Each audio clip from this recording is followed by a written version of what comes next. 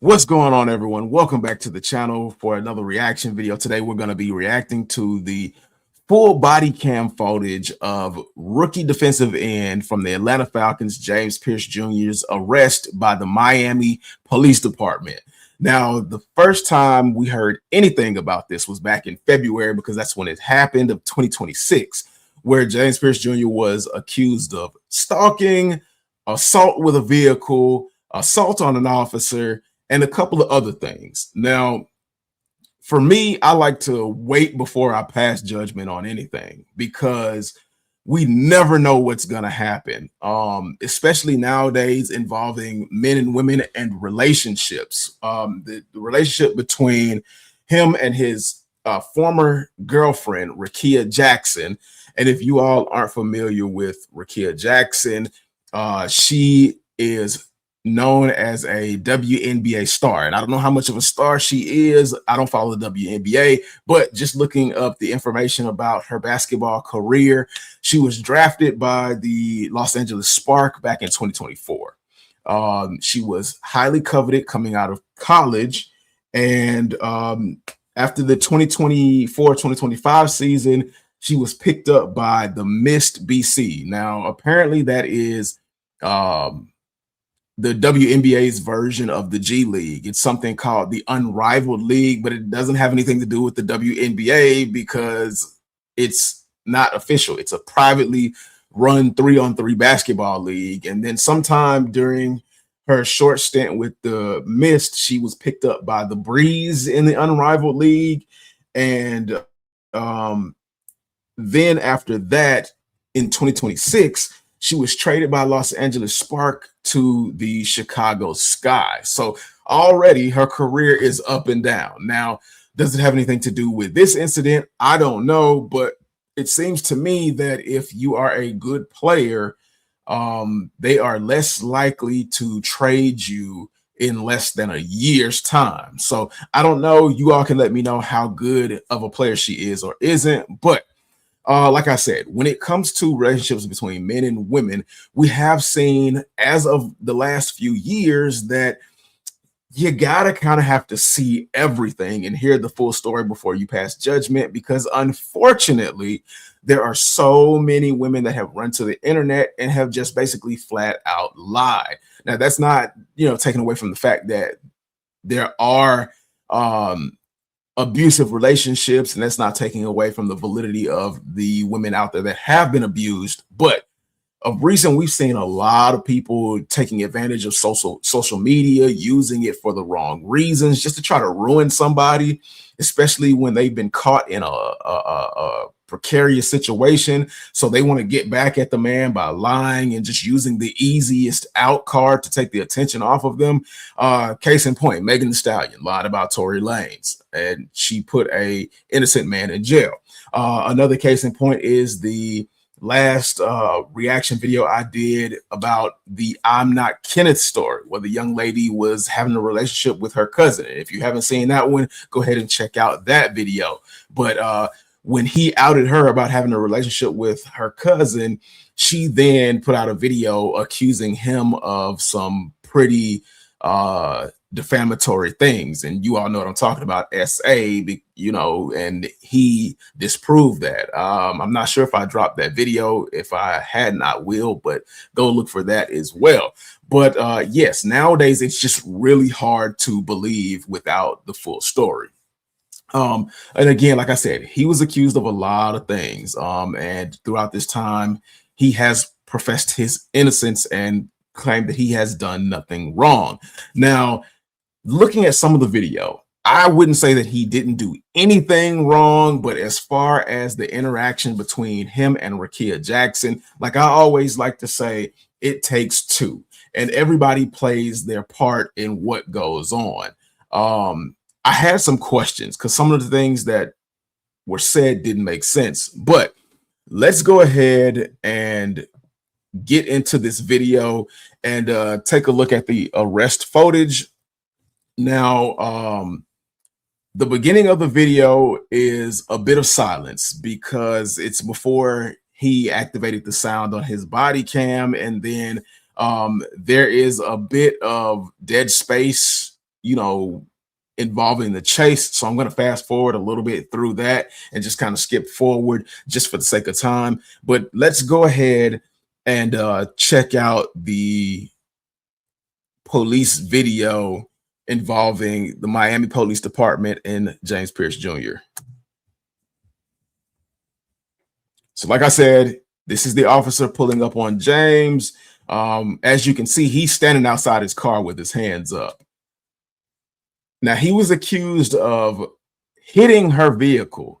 I do see a little bit of damage to the front, and I don't know if that's old or if that's new. I don't know what. Nowhere. I'm not moving nowhere. Hey, get on the floor! I'm not moving nowhere. Get on here. No, not your saying I'm not moving anywhere without your sergeant. So he's asking for a sergeant, and then he locks himself in the car. What's going on? Nah, don't ask me that now.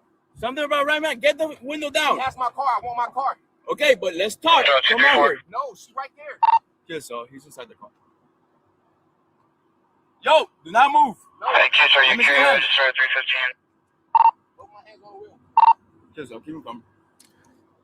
So already, I don't really see him doing anything wrong, but I will say he's acting pretty erratic. Now, I don't know what's going on in his mind, but Pick up my car because I told her she couldn't drive it no more. Okay, but why you guys ramming into each other? What? I told her to her. Come out the car.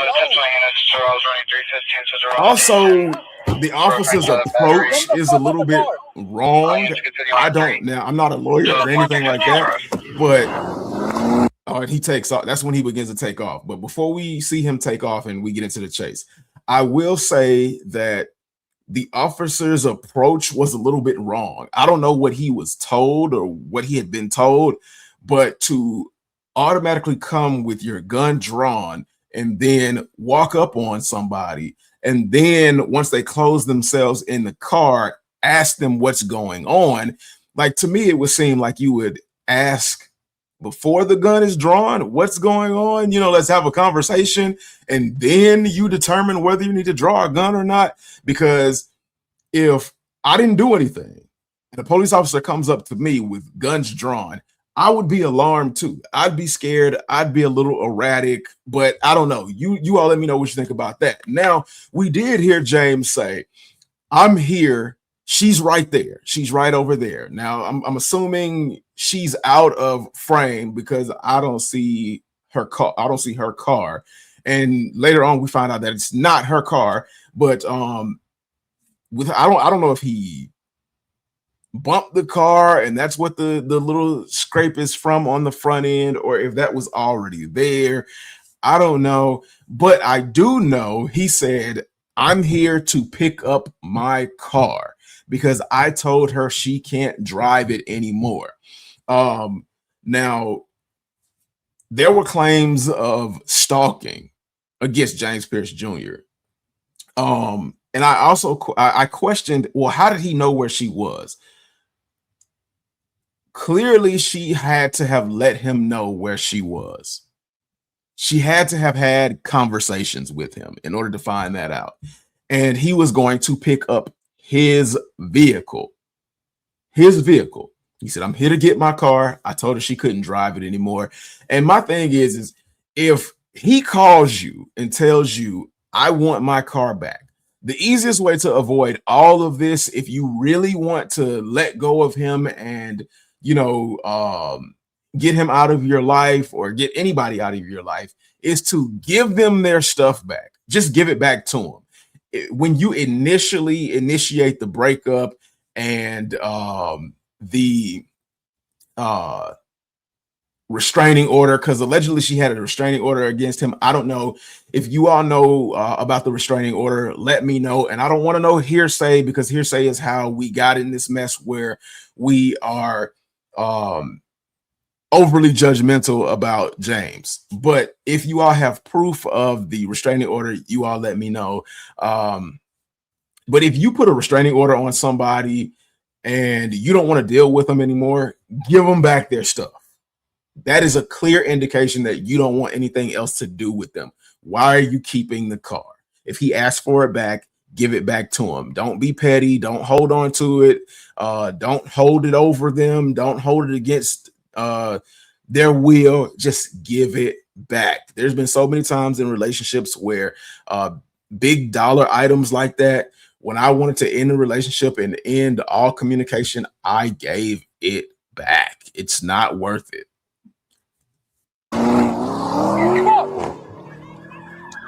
He takes off. As we see, he takes off. 215, I 28, are you safe here to draw 2D4 device? Bro, 234. He just seen him with his car. He's fleeing northbound. And as you hear, he said he hit me with his car.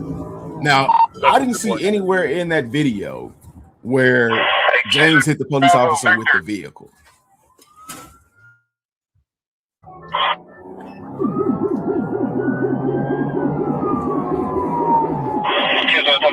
Northbound from the drone station, partial tag November, Bravo Victor. It's going to be a white Lamborghini. He's going to parse that the whole tag.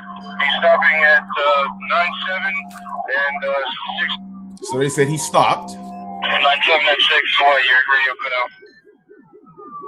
He said stop on 97 Avenue.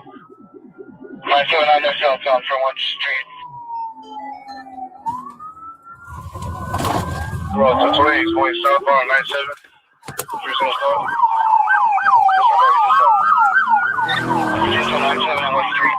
Bye, bitch. He took off again. 97 at 66, vehicle stop. I'm going to make it 315. 97 at 66. Look at this one. Wait. He leads him on another chase. And you know, goes southbound. Here's a 9758 southbound. Got a white Lamborghini, November, Bravo Victor. And then apparently he stops again. Westbound on 58 from 97 out. Westbound on 58 from 97 out. And I don't know if they pitted him or anything like that. I don't know. Two days, gotta be a black male, short hair, blue shirt. Here's a black man, short hair, blue shirt, white Lamborghini, November, Bravo Victor. Updated QTH.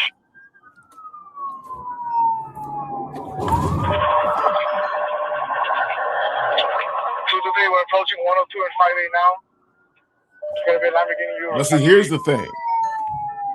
We see all the time where police officers say one thing, and when you actually look at the footage shows something a completely different story of officers' accounts, because we know officers lie all the time. So again, yeah, I don't see anywhere where James hit the police officer. You all see it. What direction travel from 102 10258 northbound. Northbound on 10258. So he takes off again. Hit the officer with the vehicle. Can you ascertain that? So can I get advice they hit the officer or the victim? 234, correct. He hit me. Right, and there he says, yes, he hit me. You can clearly hear him say, he hit me. 102. But again, I didn't see anywhere where the officer was struck.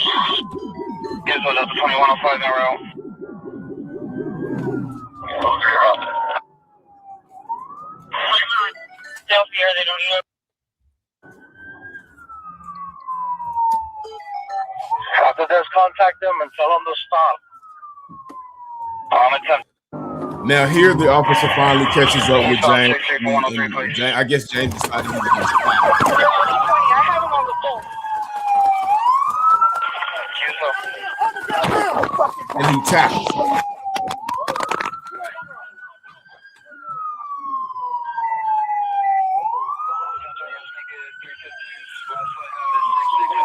And that's when the body cam falls off of the officer. Now, it appeared, okay, so James hit a sign. Didn't hit a fire hydrant, because the report was he hit a fire hydrant. It looks like he hit a sign.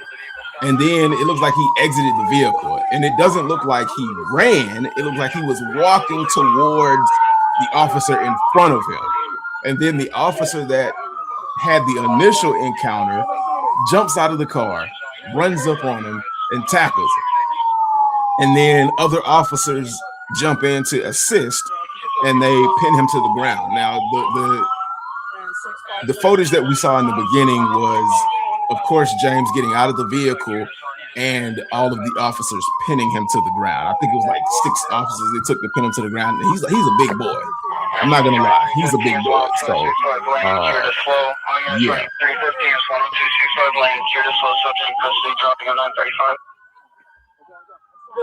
Be advised, I have the victim inside the station with another sergeant.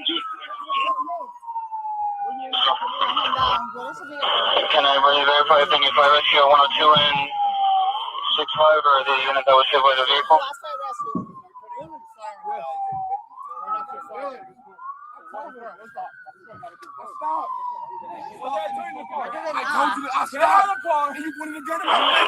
Okay.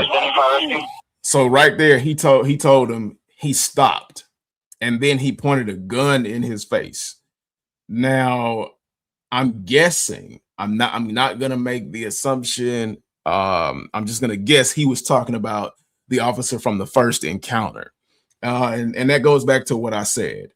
If there seems to be nothing going on, and I don't know what they told the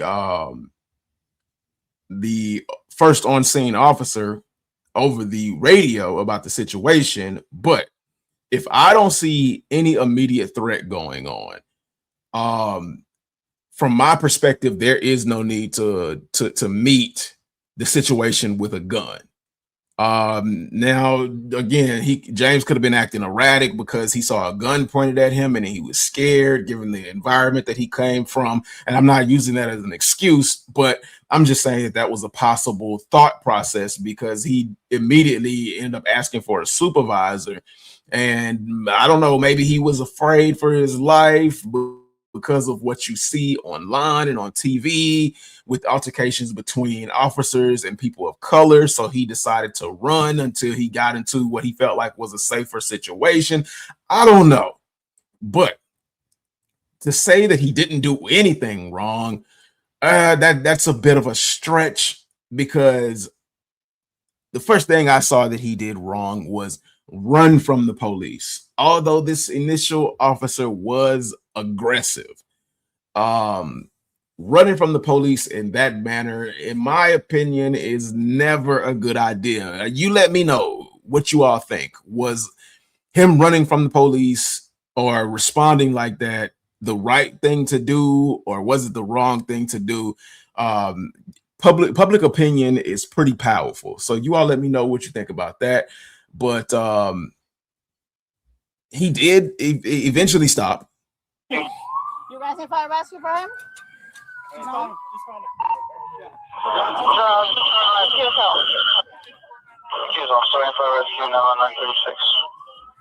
Who's your? I have this camera. I don't know. And what's your reference on fire rescue? Yeah, put that thing back on and don't stop it. We need. I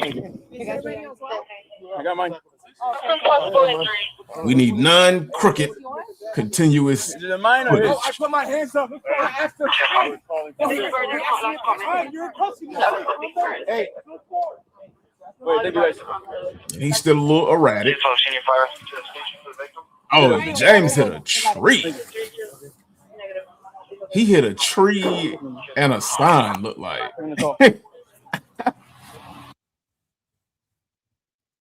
Of course, I laugh, but there is absolutely nothing funny about that.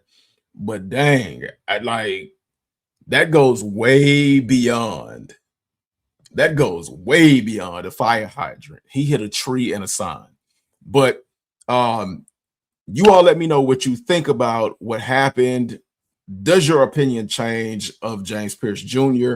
For me, I want to see this young man get help. I want to see this young man be, brought closer and had like mental help given. Now, the thing about this whole incident is once Rakia Jackson learned about how deep the investigatory process was going to be, she opted to dismiss the charges. So with everything going as it stands right now, the charges of assault on an officer have been dropped, and all other charges are going to be dismissed and dropped pending that James Pierce complete a program. He enters a program, and he's been in the program, but that he completes this program and completes it with no issues. All charges will be dropped. And that's what she agreed to when she found out how, you know, deep they were going to have to go and the information that they were going to have to look at, which again would suggest to me that she played a big part in him showing up and whatever interaction they had. Do I believe that he assaulted her? I don't know. The jury is left out for that. So for right now, I'm going to say no until I see otherwise. Do I believe that he was stalking her? No, I don't believe that he was stalking her. I believe that she was feeding into it as well. But I do believe that, you know, too much was going on. Too much was going on between these two. And there is a possibility that, you know, stalking could happen, but I don't believe that stalking was a thing. I believe that this was just something that was said to create a paint a bad image, because you can quickly paint a bad image of somebody like that, especially men, by accusing them of stalking, because, you know, those are the default go-tos: creep, stalking, weirdo, perv, all of those things that, you know, have taken over and engulfed the internet and social media about men. But yes, completing the program, all things will be dropped and dismissed. A lot of people are now wondering, will he be suspended? In my opinion, I don't think he's going to see any kind of suspension. Now, I do believe the team might fine him and require him to continue these therapy or intervention courses, but I don't think that he will miss any playing time. I mean, we've seen NFL players do a lot worse and not be suspended. We've seen and heard NFL players, you know, stabbing people and things like that and not doing jail time. So, you know, it is what it is. But you all let me know what you think. What are your thoughts and opinions? Put that down in the comment section below. And thank you for watching another reaction video. Until next time, I'll catch you all later.